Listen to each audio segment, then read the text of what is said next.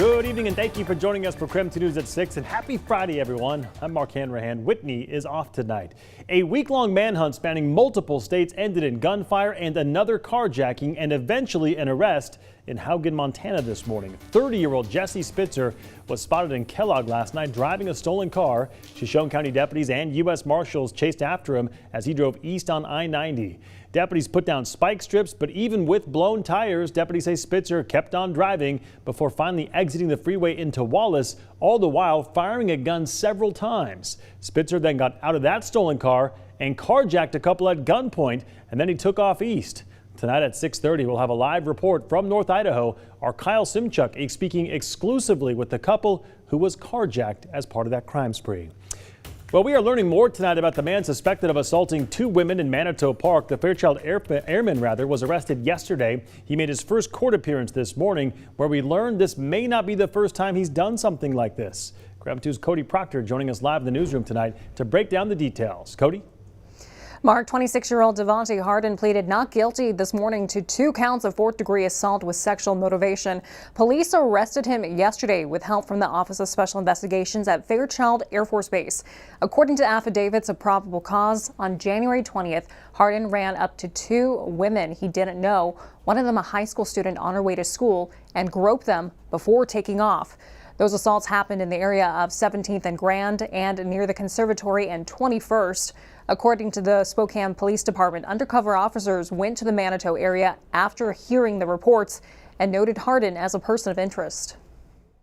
He said, "I smacked her bottom," and then he continued running in the other direction, and then he left. He said nothing else happened with this lady, and that was all he did. He said he shouldn't have done it, and he knows it was wrong.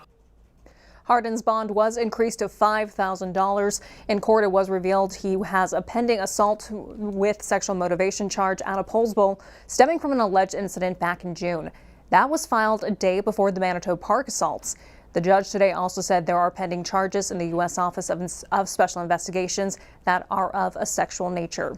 Fairchild Air Force Base released a statement about Hardin's arrest, saying, quote, "The Air Force and Fairchild Air Force Base take these allegations very seriously. Behavior of this kind has no place in our ranks. We emphasize a culture of respect and uphold our airmen to high standards," end quote.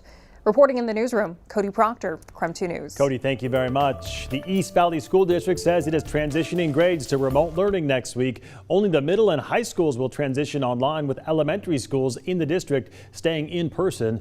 The move is due to a high level of staff and student absences. So starting next Monday through the end of the week, grades 7 through 12 will learn online. The superintendent said all students will return in person on Monday, February 7th. Students who do not have any COVID-19 symptoms will not be required to get tested before returning to school. And we just learned the new Omicron subvariant BA.2 has been detected in Ada County, Idaho now.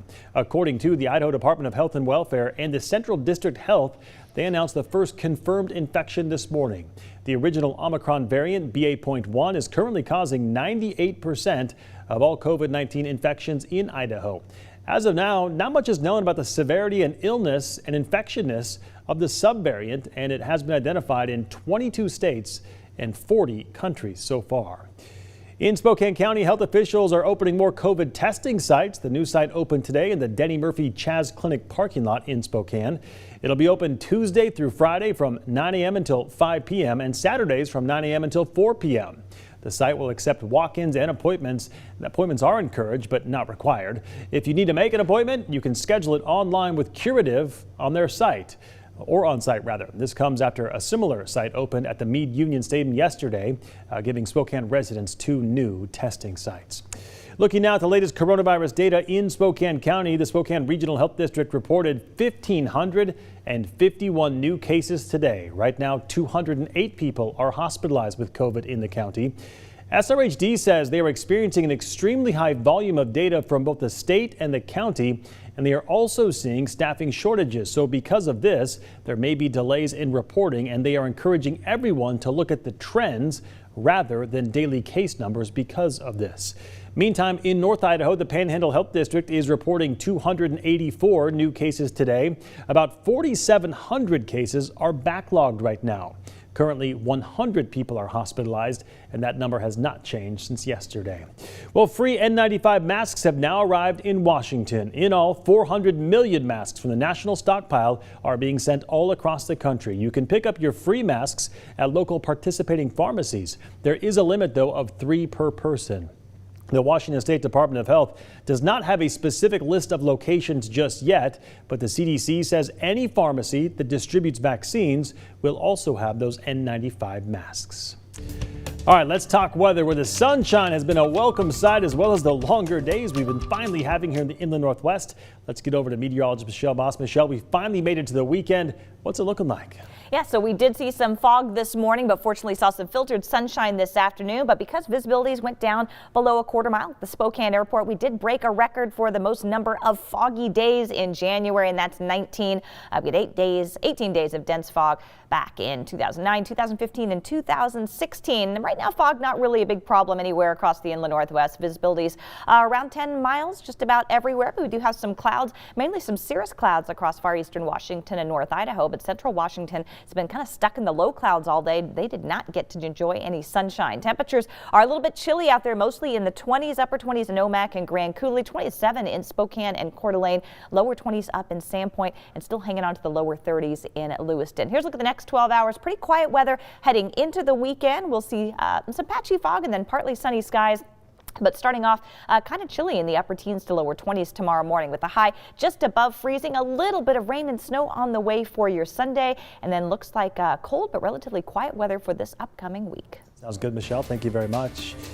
Last night, Kootenai County deputies saved an elderly man who drove into Hayden Lake. The sheriff's office says a deputy on patrol noticed a truck drive into the lake at the Honeysuckle boat launch. That deputy called for help, including a dive rescue team, at around 10 last night. After they arrived, deputies found a man struggling to get out. The Kootenai County Sheriff's Office said they were able to get the door open and pull that man out of the truck before it fully submerged. This right here is a picture of the deputies who helped save the man.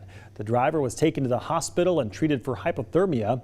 Water temperature of Hayden Lake was 37 degrees at the time of the rescue. The air temperature just 21 degrees. The Sheriff's Office is investigating. They report alcohol was not involved, but the man, they say, was confused and lost. Today, Washington state lawmakers heard public testimony on whether they should support Tina's Law. It's named after a Newman Lake woman who was killed by her boyfriend 4 years ago. The bill would create a domestic violence offender registry that can be viewed by the public.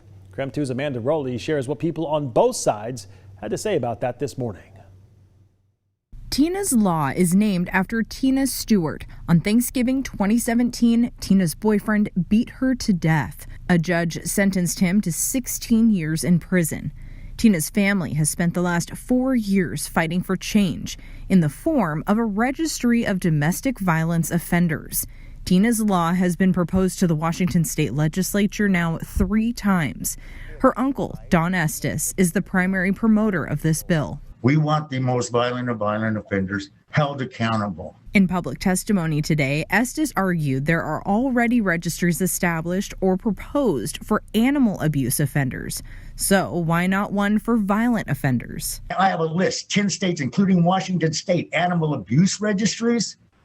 And we're not thinking about perpetrators of domestic violence that are murdering our loved ones. But some victim advocates and prosecutors who spoke against Tina's Law believe it violates privacy and could create barriers. Parents who are on registries would face further barriers in obtaining housing, jobs, and even ability to coach their child's Little League. It may provide a false sense of security for victims who go to a registry, and if they don't find someone there, believe that therefore they are with someone who will be safe. One committee member asked, if this registry is not the answer, then what is? A representative from the Washington State Coalition Against Domestic Violence says it's prevention. Putting more efforts into people learning about domestic violence, about the signs, about what healthy relationships look like is really critical, especially at younger ages. At this time, the bill remains with the committee. Amanda Rowley, KREM 2 News. All right, still ahead tonight with COVID-19 tests being mailed all across the country. Many people are asking, how long can they stay in the mailbox? So coming up after the break, we verify if COVID tests are still good after sitting in the mail while it's this cold outside. We're back after a quick break.